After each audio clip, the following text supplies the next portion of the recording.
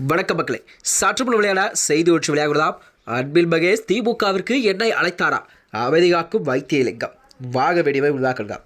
அதாவது தமிழ்நாட்டில் இன்னும் 6 மாதத்திற்கு நடைபெறவுள்ள 2026 சட்டமன்ற தேர்தல் தான் நெருங்கக்கூட நிலையில்தான் திமுக, அதிமுக, நாம் தமிழர், தாவைக்கா உள்ளிட்ட அரசியல் கட்சிகள் எல்லாம் இப்போதிருந்தே தங்களுடைய தேர்தல் பணிகளை தயாராகி வருகிறதாம். அதாவது அதற்கான வெற்றிகள் எல்லாம் திட்டங்களை வகுக்க தொடங்கிவிட்டதாம் அனைத்து கட்சிகளுமே.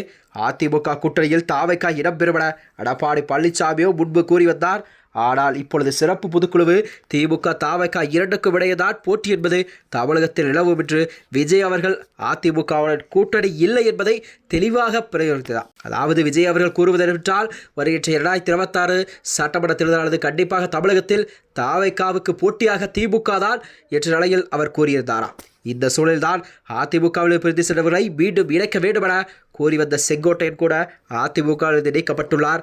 அதிமுக தொண்டர்கள் உரிமை மீட்குழுவான ஓ பன்னீர்செல்வம் அணியிலிருந்த மனோஜ் பாண்டியன் அதிலிருந்து விலகி தன்னை திமுகவில் எடுத்துக் கொண்டதும் மேலில் அவர் எம்எல்ஏ பதவியை கூட ராஜினாமா செய்துவிட்டார் என்ற செய்திகள் அரசியல் வட்டாரத்திலே ஒரு பேசும் பொருளாக பார்க்கப்படுகிறது. இந்த நிலையில்தான் அதிமுக தொண்டர்கள் உரிமை மீட்பு குழு OPS அவர்களுக்கு அடுத்த நிலையில் இருந்த வைத்தியலிங்கம் என்ன செய்ய போகிறார் என்பதுதான் பலரது எதிர்பார்ப்பலாக இருந்து வந்ததா. அதாவது அரசியல் வட்டாரத்தில் அனைவருமே கவனம் வைத்தியலிங்கம் மீதுதான் விழுந்திருப்பதால் அவர் கண்டிப்பாக எவ்வித சலனமும் காட்டாமல் அமைதியாக இருக்கிறார்.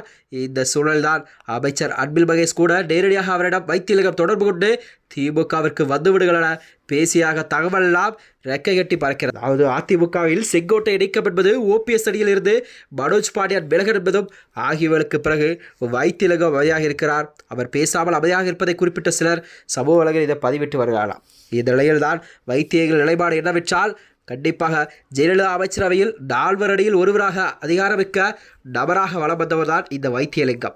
அதாவது திருச்சி உள்ளிட்ட டெல்டா மாவட்டங்களை தன் கட்டுக்குள் வைத்திருந்த சோழமண்டல தளபதியாக பவர்ஃபுல் மேனாகவும் இருந்து வந்தார் இந்த வைத்தியலிங்கம். இந்த நிலையில் தான் இவர் 2016 தேர்தலில் யாருமே எதிர்பார்க்காத வகையில் தோல்வியை எதிர்கொண்டார். அதன் பிறகு அவரிடம் ஏகப்பட்ட மாற்றங்கள் ஏற்பட்டது. இதையடுத்துதான் 2021 தேர்தலில் வெற்றி பெற்றால் மட்டுமே தனக்கு இனி அரசியல் எதிர்காலம் என உணர்ந்த கடுமையாக செலவு செய்து மீண்டும் ஓரத்தநாடு தொகுதியில் தனக்காக்கி கொண்டார். அதாவது மனோஜ் பாண்டியன், ஓ பன்னீர்செல்வம், வைத்தியலிங்கம், ஐயப்பன்.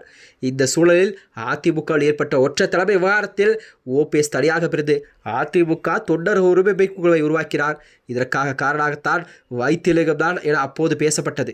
அதன் பின்னர் தான் தலைமை கழகத்தில் நிகழ்த்தப்பட்ட தாக்குதல் பரப்புக்கு பஞ்சமில்லாமல் இருந்ததா. இதனைத் தொடர்ந்தான் OPS, வைத்தியலிங்கம், ஐயப்பன் ஆகியோரெல்லாம் MLAக்கள் இவர்கள் அணியிலிருந்து முன்னாள் அமைச்சர் குப்பி கிருஷ்ணன் கூட பதில்வேல் பூனைக்குமாக எந்த பக்கமும் இல்லாமல் ஒதுங்கி நின்றார்.